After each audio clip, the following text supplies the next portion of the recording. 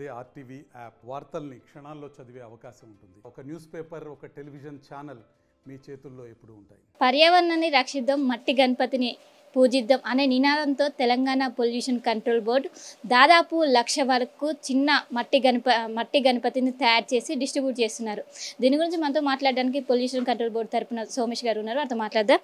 చెప్పండి, మీరు పర్యావరణాన్ని రక్షిద్దాం అనే నినాదంతో మొత్తం ఎన్ని బొమ్మలను తయారు చేశారు? నేను ప్రతి సంవత్సరము లక్షల వినాయకులను, చిన్న వినాయకులను, పెద్ద వినాయకులను మేము అందిస్తూనే ఉన్నాము.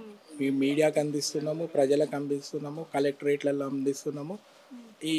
ఎందుకంటే ఈ సుప్రీంకోర్టు గైడ్ లైన్స్ ప్రకారము మట్టి వినాయకులనే ప్రోత్సహిస్తున్నది. ప్లాస్టర్ ఆఫ్ ప్యారిస్ యూజ్ చేయడం వలన, వినియోగించడం వలన ఏంది జలాచరులకు ప్రమాదం వస్తున్నది. తద్వారా సుప్రీంకోర్టు ఏం జారీ చేసిందంటే మట్టి వినాయకులనే యూజ్ చేయాలని చెప్పింది. తర్వాత మేము ఈ జిహెచ్ఎంసి మేము పోస్టర్ల ద్వారా ప్రచారం చేస్తాను. టీవీ మాధ్యమాల ద్వారా, ఎలక్ట్రానిక్ అండ్ ప్రింట్ మీడియా మాధ్యమాల ద్వారా మేము ఈ ప్రచారం సాగిస్తున్నాం. కళాశాలల్లో, పాఠశాలల్లో క్విజ్ కార్యక్రమాలు, తర్వాత ఇంకా ఈ చేతి వృత్తుల వారికి మట్టి విజ్ఞాన శిక్షణ ఇస్తున్నాం.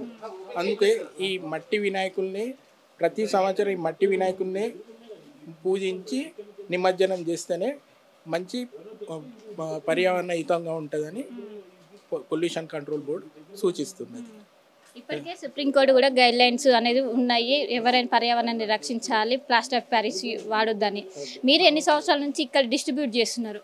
మేము ప్రతి లక్షల కొద్ది విగ్రహాలు అందిస్తూనే ఉన్నాము. ఈ పర్యావరణ ఇంకా ప్రజలలో కూడా, మార్కెట్లో కూడా ఈ మార్పు చాలా వచ్చింది.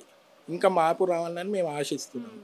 అంటే ప్రజలు అవేర్నెస్ ఏ విధంగా కల్పిస్తున్నారు? వచ్చిందా? చాలా వరకు ఇంతకుముందు ఎక్కడ చూసినా ప్లాస్టర్ ఆఫ్ ప్యారిస్ విగ్రహాలే కనిపించాయి, కానీ ఇప్పుడు చాలా చోట్ల కూడా మట్టి విగ్రహాలు అనేది, అంటే ప్రజలు కూడా అవగాహన పెరుగుతుందంటారా? పెరుగుతుంది, చాలా మటుకు మార్పు వచ్చింది ప్రజలలో. వీటినే వినియోగించాలని అనుకుంటున్నారు ప్రజలు కూడా. వీటినే వినియోగిస్తే బాగుంటుంది, కాలుష్య కారకాలు కాకుండా ఉంటుంది, ఈ చెరువులు కూడా పరిరక్షణ అవుతుందని వాళ్ళకు కూడా ఇది తెలిసిపోయింది. అందు గురించే ఇవే ప్లాస్టర్ ఆఫ్ ప్యారిస్ బదులు ఇవే వినియోగిస్తున్నారు ప్రజలు కూడా.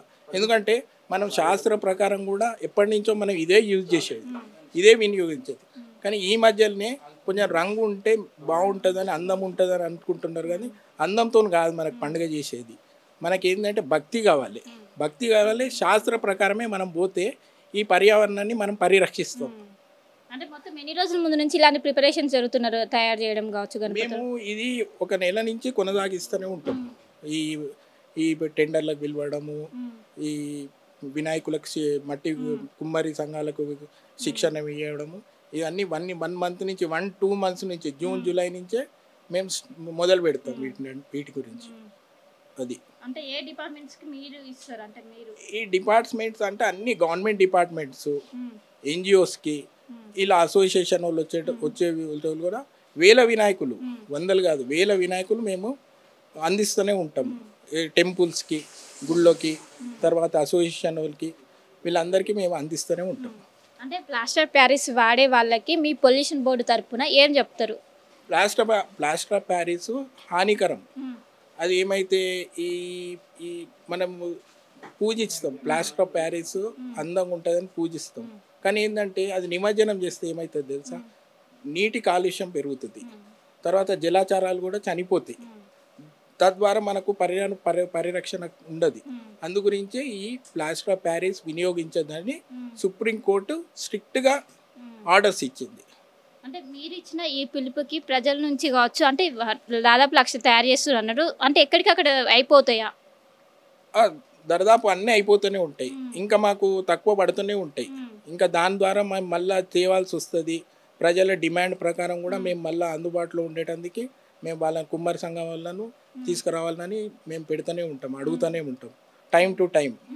అది సో మొత్తం మీద మనం చూసుకోవచ్చు, దాదాపు నా బ్యాక్గ్రౌండ్లో మొత్తం చిన్న బొజ్జ గణపాయలను తయారు చేసి, మొత్తం ఓన్లీ మట్టితో మాత్రమే తయారు చేసి, ఏదైతే సుప్రీంకోర్టు గైడ్ లైన్స్ ఉంటాయో వాటి ప్రకారం నడుచుకుంటూ పర్యావరణాన్ని రక్షించుకోవడానికి దాదాపు ప్రతి సంవత్సరం ఏదైతే వినాయక చవితి నెల ముందు రోజుల నుంచే ఇక్కడ మట్టి గణపతుల్ని తయారు చేసి వివిధ డిపార్ట్మెంట్స్ కావచ్చు పెద్ద ఎత్తున ప్లాస్టర్ ఆఫ్ ప్యారిస్ వాడడం వల్ల మనకు అనేక దుష్ఫలితాలు కలుగుతున్నాయి.